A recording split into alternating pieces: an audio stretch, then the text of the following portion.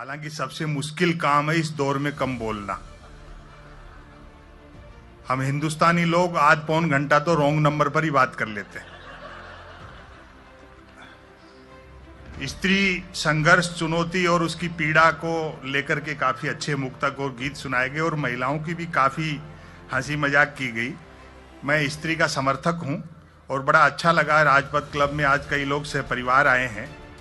और मैं निवेदन करता हूं आपसे कि देखो, शादीशुदा हो तो पत्नी को साथ रखा करो, वरना मन की बात भी रेडियो से करते फिरोगे।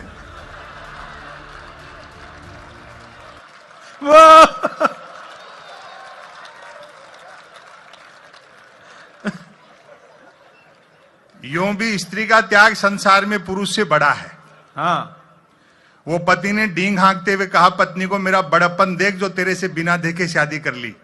पत्नी बोली, मेरी भी हिम्मत देख जो तेरे को देखने के बाद भी मना नहीं किया। हाँ। राजपथ क्लब में मैं पहली बार आया हूं, बाकी अहमदाबाद में बहुत बार आते रहते हैं। हम कवि लोग हैं, जैसा डॉक्टर कुमार विश्वास ने बताया कि किसी के लिए कुछ राजनीति और इन सब चीजों से हमारा कोई सरोकार नहीं है। केजरीवाल आम आदमी पार्टी को लेकर के काफी कुछ कहा गया, अपनी पार्टी के लेकर के कह रहे हैं तो फिर बाकी लोगों के लिए तो बुराई क्या मानना। लेकिन कुछ भी कहो साहब, आम आदमी पार्टी ने एक काम तो कर दिया। आज किसी भी कांग्रेसी या भाजपाई को आप कह दो तो वो तू तड़ाक पर उतर आता है। अच्छा अच्छा है। हाँ।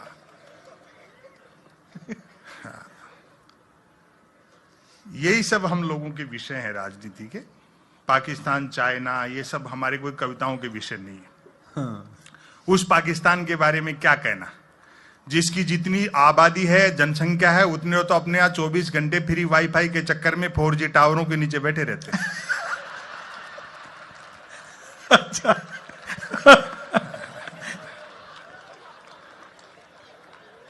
और पाकिस्तान से भी युद्ध हुआ तो इस बार आर पार की होगी। अच्छा, 62 वाला हिंदुस्तान नहीं है। हम जीतेंगे और उस खुशी में फिर चाइनीज पटाखे फोड़ेंगे। हाँ, हम किसी पर जानबूझकर व्यंग नहीं करते। व्यंग्यकार कवि लोग समय की समीक्षा करते हैं।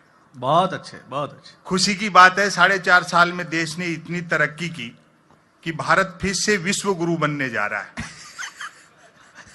लगभग आउटर पर खड़ा है। आउटर। और वैसे भी साहब, उस देश को विश्व गुरु होने से कौन रोक सकता है जिसकी जेलों तक में संत महात्मा रहते हो। जिंदाबाद। हाँ। 4.5 साल से एक कैसेट बज रहा है। डीजल पेट्रोल हमारे हाथ में नहीं है। रुपया अंतरराष्ट्रीय कारणों से गिर रहा है। भ्रष्टाचार, महंगाई के लिए कांग्रेस जिम्मेदार है। बाकी सारी समस्याएं नेहरू छोड़ गए। फिर भी कोई दिक्कत हो तो पाकिस्तान चले जाओ। बहुत। फिर भी कोई दिक्कत हो तो मूर्तियां आकाश सूर्य प्रजातंत्र पहले से लग रहा है। हाय हाय हाय हाय, क्या बढ़िया लाइन है, वाह।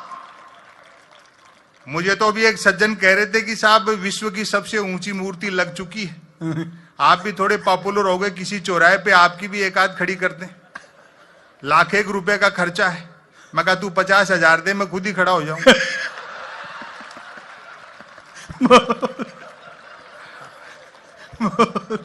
मेरे ये समझ में नहीं आई साहब कि नेहरू को छोटा करने से पटेल कैसे बड़े हो जाएं। वाह वाह वाह। शायद नौजवान पीढ़ी जानती नहीं, हम भावनाओं में बह जाते हैं, भाषणों में बह जाते हैं, खो जाते हैं। जिस सरदार सरोवर के तट पे पटेल की सबसे ऊंची मूर्ति लगाई गई, उसी सरदार सरोवर का शिलान्यास ही पंडित नेहरू ने किया था। क्या बात है, क्या बात है, सच्ची बात है। मिथकों के नाम पर, महापुरुषों के नाम पे लड़ाया जाता है। बीजेपी के एक बड़े नेता ने कह दिया कि बापू का आजादी के आंदोलन में कोई योगदान नहीं रहा। हमने उसका बुरा नहीं माना कि भाई हो सकता है खुद के बापू के लिए कह रहा है। कमाल है, तालियां तो बजनी चाहिए भाई। औसम है। फिर इन्हीं की पार्टी के एक प्रदेश के स्वास्थ्य मंत्री ने कह दिया कि जब से नोटों पे गांधी का चित्र छपा है, नोटों की कीमत घट गई। यही भारतीय प्रजातंत्र की खूबसूरती है कि शारीरिक और मानसिक रूप से बीमार आदमी भी स्वास्थ्य मंत्री बनाई जा सकता है। अच्छा है, बहुत अच्छा। फिर पार्टी अध्यक्ष ने तो यह कह दिया कि गांधी का आजादी के गांधी जो है वो एक चतुर बनिया थे। ऐसा मूर्खताओं से बड़ी चहल पहल है इस देश में। पहली बार नहीं हुआ। गांधी जैसा एक विराट व्यक्तित्व जिसने हिंदुस्तान को निर्भीक होना सिखाया, सारी दुनिया को एक दृष्टि दी, ऐसा पहली बार नहीं हुआ। आपको ध्यान होगा बाबा रामदेव पर जब लाठीचार्ज हुआ रामलीला मैदान में, तो भाजपा ने राजघाट पर धरना प्रदर्शन किया। और आज की जो सुषमा स्वराज हैं विदेश मंत्री, हालांकि वो कितनी है तो आप भी जानते हो। हाँ, पिछले दिनों तो मिल गई थी, बड़ी दुखी थी, बोले जी हमें तो कोई भारत का विदेश मंत्री मानने को तैयार नहीं, मोहर हमारे नाम की और घूम कोई और रहा।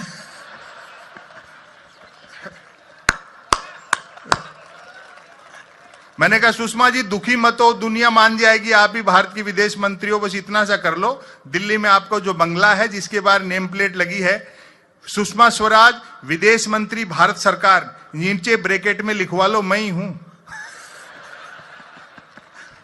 तो आपको ध्यान होगा राजघाट पर भाजपा ने धरना प्रदर्शन किया तो सुषमा स्वराज जी ने उसमें डांस किया और व्यंग पर आपकी तालियां उठे। बहुत अच्छा आप सुन रहे हो, तबीयत प्रसन्न हो गई। सुषमा स्वराज का राजघाट पर डांस देखकर मेरे ख्याल गांधी जी ने भी सिर पीट लिया होगा कि यार मैंने अंग्रेजों से लड़ाई स्वराज के लिए लड़ी थी, सुषमा स्वराज के लिए लड़ी थी। अच्छा, अभी 3 स्टेट में जैसा बताया बीजेपी हार गई, तो भक्तों ने हर चैनल बदल बदल के देखा, कहीं तो जीत रहे। उनको तसल्ली नहीं हो रही थी। लेकिन जब जी न्यूज पर हार गई, वाह जिंदाबाद, तो सबको मानना पड़ा भाई अब हार गई। मीडिया की क्या स्थिति है। मैं समय की अपनी सीमाएं हैं जी। कुमार विश्वास को आपको सुनना है। हाँ, मुझे मालूम है अब तो मेरे से वो वाजपेयी भी कह रहे हैं आप तो बोलो।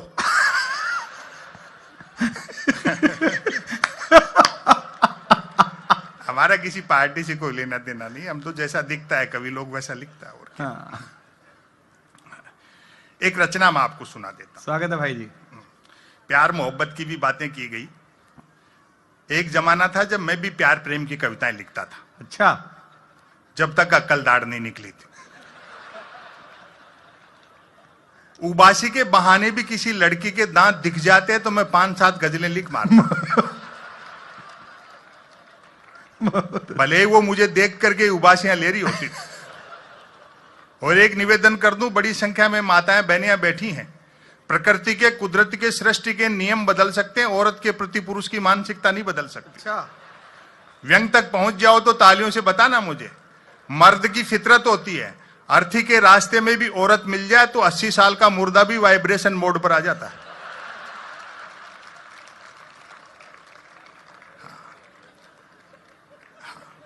मेरे एक मित्र ने प्रेम विवाह किया, मैं सही बता रहा हूं, शादी होते ही प्यार का बुखार उतर जाता है। जो गीत उन्होंने सुनाया वो ब्याह के 1 साल बाद का था बस। हाँ, हमें पूछो 20 साल बाद क्या होती है।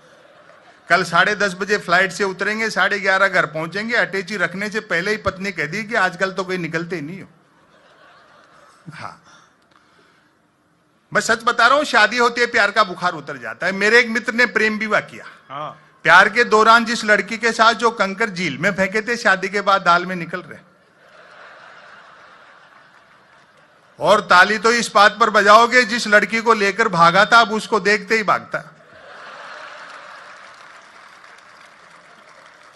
शादी के 3 दिन बाद मिला, मैंने कहा नया नया प्रेम विवाह किया, पत्नी को लेकर सिनेमा जाए, सैर सपाटा कर क्या मंदिर मंदिर भटकता है। बोले भाई साहब सुना है जोड़े ईश्वर बनाता है, बस उसी को ढूंढना है। ये वो त्याग और समर्पण का काम है। प्यार मोहब्बत में आदमी को अपना कैरियर तक दांव पर लगाना पड़ता है। हाँ। मैं ऐसे कई लड़कों को जानता हूं जो कॉलेज के जमाने में मेरे साथ पढ़ते थे, जिन्होंने अपने बाप की गाड़ी कमाई से प्रेमिकाओं को जलेबी खिलाई, आजकल शहर के नामी हलवाई बने हुए हैं। और मेरे मित्र का त्याग तो प्रेम के मामले में महात्मा बुद्ध से भी बड़ा है। बुद्ध अपनी पत्नी और बेटे को सोता हुआ छोड़कर चले गए थे। वो रोज रात को इंतजार करता है कि लुगाई सोए तो घर में घुसूं। और सोशल मीडिया की भी काफी बातें की। मैं सच बता रहा हूं कि सोशल मीडिया के दौर में जब हर आदमी टेलीविजन, इंटरनेट, मोबाइल इन चीजों में लगा है, राजपथ ने इतना बड़ा कवि सम्मेलन करवाया और डॉक्टर कुमार जैसे, विश्वास जैसे, मंजर भोपाली जी जैसे महनीय कवियों को आमंत्रित किया, लोग घरों से निकलना बंद हो गए कि उम्रे दराज मांग कर लाए थे 4 दिन, 2 टेलीविजन ने लील लिए, 2 इंटरनेट। पता नहीं इसे सोशल मीडिया क्यों कहते हैं। 1000 किलोमीटर दूर बैठे आदमी से तो हम चैटिंग से जुड़ना चाहते हैं, लेकिन बस, ट्रेन, फ्लाइट में सफर करते हैं तो कोशिश रहती है बराबर वाली सीट खाली रहे। हाय हाय हाय, वाह वाह वाह वाह वाह। यदि किसी ने कुछ एक अक्षरों तक की नेकी कर डाली हो तो उसको फेंकने के लिए ट्विटर से बेहतर दरिया नहीं है। जो कुछ नहीं कर सकता वह भी ट्वीट कर सकता है, और एक बार जो ट्वीट करने लगता है फिर वो कुछ नहीं कर सकता। मैं तो सोशल मीडिया का लोहा उस दिन मान गया जब एक सज्जन ने यूट्यूब पर मेरी एक ही कवि सम्मेलन की क्लिप को साल में 100वीं बार सुना और नीचे गाली लिखी, लानत है संपत सरल को, नालायक ने साल भर से रचना तो छोड़ो कपड़े तक नहीं बदले। जिंदाबाद। एक आ गई है सेल्फी। क्या आत्ममुग्धता का दौर है साहब। कैमरे का फ्रेम दिखते ही आदमी जिराफ हो जाता है। मैं तो देखता हूं कई महिलाएं हर 10, 15, 20 मिनट में अपनी सेल्फी ले लेकर के सोशल मीडिया पे अपलोड करती रहती हैं। आपको सच बताऊं, उन सुंदरियों के चेहरे देखकर मेरे मन में वही भाव आते हैं जो कभी दर्पण में पद्मनी का चेहरा देख करके अलाउद्दीन खिलजी के आए होंगे। और तालियां तो अब उठेंगी। मेरा चैलेंज है, आप रोक नहीं पाओगे। कितना धोखे का संसार है। वही सुंदरियां मुझे आमने सामने साक्षात मिल गई। जिनको पद्मनी समझता रहा वो तो खुद अलाउद्दीन खिलजी निकली।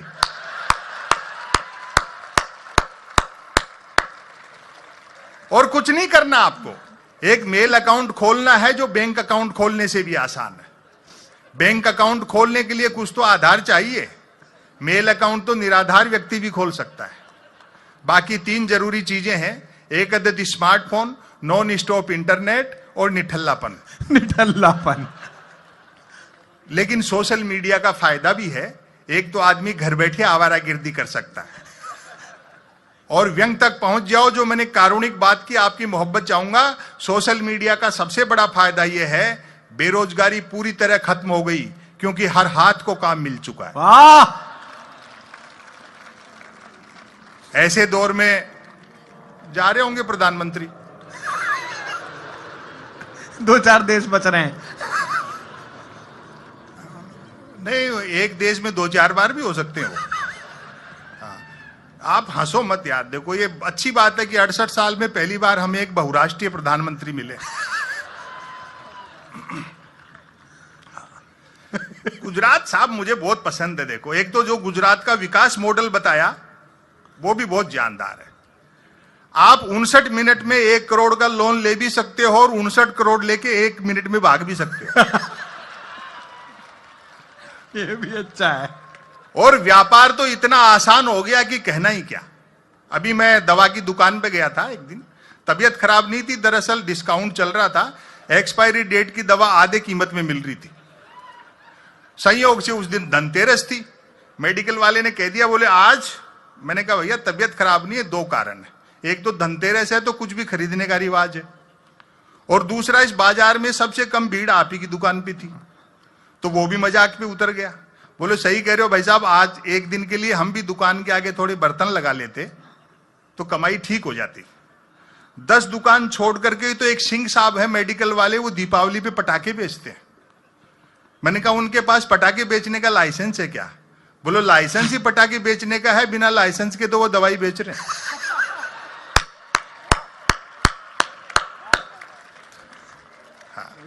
कहां का भ्रष्टाचार खत्म करोगे आप? आवेदन एक ने किया, परीक्षा दूसरे ने दी, इंटरव्यू तीसरे ने फेस किया, नौकरी मिली चौथे को और करता रहा 5वां, तनख्वाह 6ठे की हुई, पेंशन 7वें ने उठाई, जबकि 7वें की डेथ तभी हो गई थी जब पहले ने अप्लाई किया था। क्या बात है भाई, वाह वाह। तो मजे लो आप तो।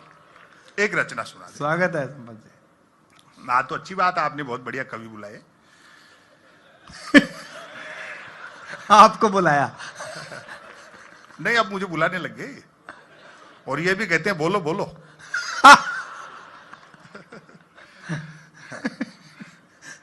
वो तो सीधा सा तरीका है उनका, तो किसी भी विरोधी को पूछ लेते हैं, बोले भैया आप हमारी पार्टी ज्वाइन कर रहा है, जेल जाएगा। तो अब लोग कहने लग गए कि भैया जेल ही भेज दे, दूसरे कैदियों से बात तो कर सकते हैं। जिंदाबाद, वाह, ये आई बात। हम छोटे छोटे गांवों से निकले, बहुत अच्छी शहरों तक आए। गांव वैसे नहीं है जो हम शहर में चश्मा लगाकर रूमानी देखते हैं। गांव में जाकर के रहो, गांव की जो स्थिति है। एक्सप्रेस हाईवे से 10 किलोमीटर नीचे उतरो, हिंदुस्तान आज भी वही।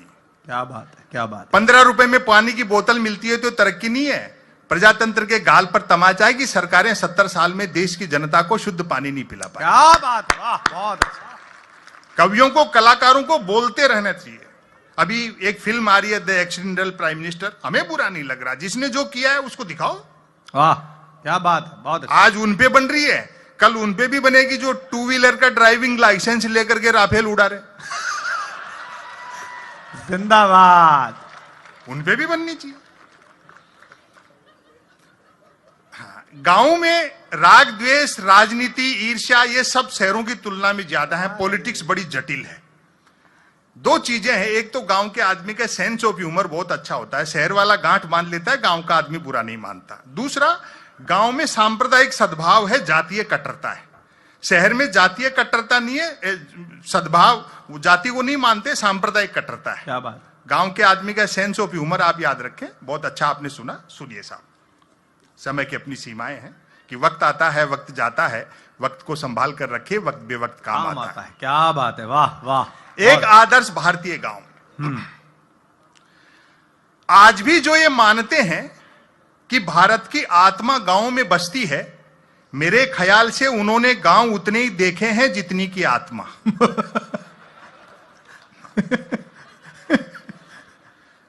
जिस आदर्श गांव का जिक्र मैं करने जा रहा हूं, एक पीड़ा देखना, जिस आदर्श गांव का जिक्र मैं करने जा रहा हूं वह राजधानी से 50 किलोमीटर पश्चिम में है। चूंकि रास्ते में शराब के कई ठेके पड़ते हैं, अतः यह दूरी घटती बढ़ती भी रहती है। असली स्वच्छ भारत अभियान की कहां जरूरत है? कहते हैं कि उक्त आदर्श गांव किसी जालिम सिंह नामक डाकू ने बसाया था। पुराने गांव चौधरी ने, पटेल ने, ठाकुर साहब ने, सेठ जी ने, डाकू भी बसाते थे।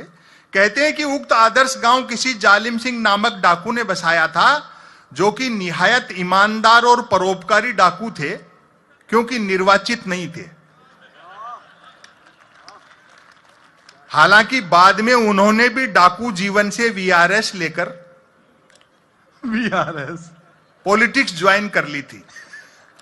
उनके समझ में आ गया होगा कि एक डाकू को जिनके यहां डकैती डालने जाना पड़ता है, चुनाव जीत लेने पर वे ही लोग घर बैठे दे जाते हैं। क्या बात है, वाह वाह, बहुत अच्छा है। और आज की शाम गुजरात की पवित्र धरती पर राजपथ क्लब में कुमार विश्वास और मंजर भोपाली जी के सानिध्य में जो बात मैंने कही है, मेरी हिम्मत की दाद देना। यूं भी अपराध और राजनीति में महज वोटिंग का ही तो अंतर रह गया है। वाह वाह वाह वाह। संसद पर जिन आतंकियों ने हमला किया था, एक भी हाथ खामोश न रहे, व्यंग तक पहुंचे।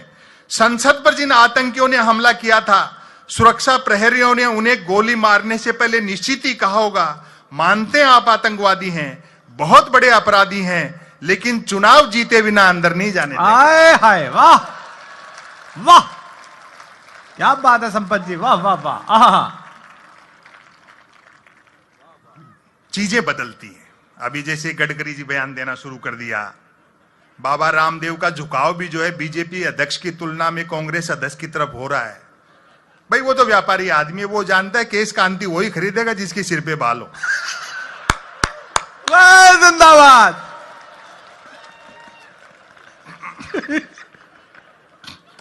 कमाल है संपत का भाई। आदर्श गांव में 10 दिशाएं, तीनों मौसम, 12 महीने और 7 वार सब होते हैं। बस एक तो गांव के उत्तर में किसी भी साइज का कोई हिमालय नहीं है और ध्यान से सुबह को घूमने भी जाते हो तुम? हम तो चक्कर ही काट रहे हैं घूमने में। आदर्श गांव में 10 दिशाएं, 3 मौसम, 12 महीने और 7 वार सब होते हैं। बस एक तो गांव के उत्तर में किसी भी साइज का कोई हिमालय नहीं है, और दूसरा गांव 3 तरफ से समुद्र से घिरा हुआ नहीं है। गांव वालों का दावा है कि डाकू जालिम सिंह जी 2-4 दिन भी और जीवित रह लेते तो आज ये दोनों चीजें भी गांव में होती। गांव के लोग किफायती इस हद तक हैं, मितवई, कम खर्चा करने वाले।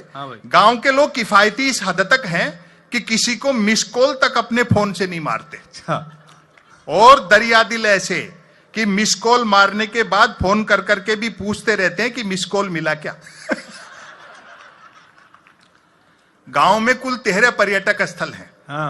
3 शराब के ठेके, 1 मंदिर, 1 प्राइमरी स्कूल, 2 कुएं, 1 पुलिस चौकी तथा 5 शमशान घाट। पर्यटक स्थल। सरकारी ठेकों के बावजूद हस्त निर्मित शराब को ही प्रायोरिटी दी जाती है। हस्त निर्मित? ताकि ग्लोबलाइजेशन के इस भीषण दौर में भी स्वदेशीपन बना रहे। अच्छा है। अधिकांश लोग शराब पीते हैं, कई नहीं भी पीते हैं। जो नहीं पीते हैं वे पीने वालों को समझाते बुझाते रहते हैं। उनके समझाए से जब पीने वाले नहीं समझते हैं तो दुखी होकर वे भी पीने लगते हैं। लोगों में सरकारी नौकरियों के प्रति बड़ा मोह है। सबका प्रयास रहता है कि काम ऐसा हो जिसमें काम न हो। आए हाय हाय, वाह वाह वाह वाह, क्या व्यंग है, वाह। जहां तक मेहनत मजदूरी का सवाल है, मेहनत करने वाले को मजदूरी नहीं मिलती, और जिसे मजदूरी मिल जाती है वह मेहनत बंद कर देता है। क्या बात है, वाह। सबके आपसी संबंध गठबंधन सरकारों जैसे हैं। अर्थात स्वार्थ ही 2 लोगों को जोड़ता है। क्या बात है, वाह। और एक नए शब्द का आनंद लेना, उम्र का फासला भी रिश्तों में बाधक नहीं बनता। दिन में जो बेटे का क्लास फेलो होता है, शाम को वही बाप का ग्लास फेलो होता है। गांव में जब से हैंडपंप लगे हैं, दोनों कुएं शर्त लगाकर कूदने के काम आ रहे। स्कूल उतनी ही देर चलता है जितनी देर मिड डे मील चलता है। पुलिस चौकी को लेकर मतभेद हैं कि अपराध बढ़ने से चौकी खुली है या चौकी खुलने से अपराध बढ़े, वाह। और सबसे गंभीर व्यंग आप देखें, 5 शमशान घाटों से स्वतः सिद्ध है कि गांव में 5 जातियां रहती हैं। क्या बात है, वाह वाह वाह। इस बात का पूरा ध्यान रखा जाता है कि मनुष्य के मरने के बाद भी उसकी जाति नहीं मर जाए। क्या बात है, बहुत अच्छे, बहुत अच्छे। एक दफा कै जाति के लोगों ने अपना एक शव गफलत में खे जाति के शमशान में जला दिया। बात ऐसी बिगड़ी कि खे जाति वालों ने तुरंत अपना एक व्यक्ति मारा।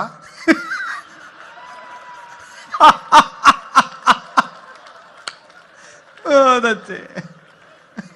और उसे कै जाति के शमशान में जलाकर बदला लिया। और व्यंग पर तालियां तो आपकी अब उठेंगी। अंततः लोकल विधायक ने दोनों जातियों से 2-2 लोग मरवाकर उनके अपने अपने शमशानों में जलवाए, तब जाकर शांति हुई। अच्छा है। एकमात्र मंदिर का निर्माण भी डाकू जालिम सिंह जी ही करा गए थे। और मेरा तो कहना है साहब, जिस देश में शिक्षण संस्थाओं से ज्यादा धर्मस्थल हो, वहां क्या अच्छे दिन आए। क्या बात है, क्या बात है, बहुत अच्छे। एकमात्र मंदिर का निर्माण भी डाकू जालिम सिंह जी ही करा गए थे। सबसे आसान काम है ये पॉलिटिक्स और धर्म को मिलाने वाला। अभी तो एक मित्र मिल गए थे, बोले भाई जी नोटबंदी जीएसटी में सब चौपट हो गया, खाली एक 300 गज का 1 मीटर का प्लॉट बचा है, क्या धंधा शुरू करें। मैंने कहा मंदिर खोल ले। अब बात जो उसने कही वो जोरदार थी। बोले खोल तो ले, लेकिन भाई साहब चले नहीं तो बंद नहीं कर सकते। बहुत अच्छे, कमाल है भाई। मैंने कहा तू जिस दिन बंद करेगा भगत उस दिन चलवा देंगे। एकमात्र मंदिर का निर्माण भी डाकू जालिम सिंह जी ही करा गए थे। कथा है कि एक रात सपने में उन्हें एक साधु ने ताना मार दिया था कि मूर्ख, लूट का माल यूं ही नहीं बचेगा, थोड़ा दान धर्म भी करना सीख। कहते हैं बात ऐसी चुभी कि डाकू जालिम सिंह जी ने अगली ही रात आसपास के कई मंदिरों को लूटा और उसी मेहनत की कमाई से इस मंदिर का निर्माण करवाया। घरों में दो चीजें सबके यहाँ फाइनेंसित हैं, हाँ, मोटरसाइकिल और टेलीविजन। वाह, मोटरसाइकिल इसलिए कि गांव सड़क मार्ग से शहर जा सके, टेलीविजन इसलिए कि शहर आकाश मार्ग से गांव आ सके। आए हाय, वाह वाह, बारीक है। टीवी ने तो ज्ञान के क्षेत्र में क्रांति कर दी। कक्षा में मास्टर जी महाभारत के रचयिता का नाम पूछते हैं तो बच्चे BR चोपड़ा बताते हैं। बहुत अच्छा आपने सुना, मैं इसका समापन कर रहा हूं। जो हो, गांव वालों में परिहास वृत्ति लाजवाब है, सेंस ऑफ ह्यूमर, आपस में मजाक करना लाजवाब है। चरणदास जी हड़बड़ी में जरा छोटे जूते खरीद लाए। गांव का सांप्रदायिक सद्भाव देखना, सेंस ऑफ ह्यूमर देखना, तालियों से विदा करना। तालियां अगर नहीं बजाई तो इसी को फिर शुरू कर सकता हूं। चरणदास जी हड़बड़ी में जरा छोटे जूते खरीद लाए। दुकानदार ने बिका हुआ सामान वापस नहीं लिया क्योंकि दिन भर में एक ही बिका। लाचार चरणदास जी को ठांसे गए जूते काट रहे हैं और वे लंगड़ाते हुए चल रहे हैं। रास्ते में टकरा गए इकबाल मियां, पूछ बैठे, चरणदास जी ये जूते कहां से मार लाए? मतलब कितने के पड़े? एक तो जूते काट रहे थे, ऊपर से इकबाल मियां की मार लाए और पड़े जैसी भाषा, तालियों से विदा करना, मार लाए और पड़े जैसी भाषा। चरणदास जी ने झल्ला कर कहा, पेड़ से तोड़े हैं। इकबाल मियां बोले, महाराज कच्चे तोड़ लिए। जोरदार तालियां।